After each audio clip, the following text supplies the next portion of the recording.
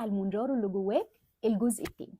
الابحاث اتكلمت عن 3 مواد بعينها بتزود الجليب 1 افرازه الطبيعي. 3 ايه هم؟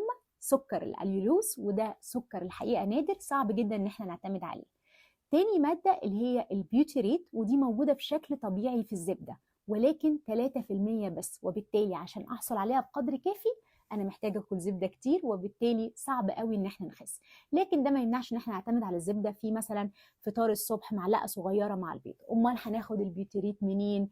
البيوتيريت كمان بتطلع من البكتيريا النافعه لما تشتغل كويس ونديها بروبايوتيك، وبالتالي الخمائر الطبيعيه سواء كانت طبيعيه من الاكل او من مكملات هتساعدني في ان يبقى عندي بيوتيريت. ايه هي بقى الماده الثالثه؟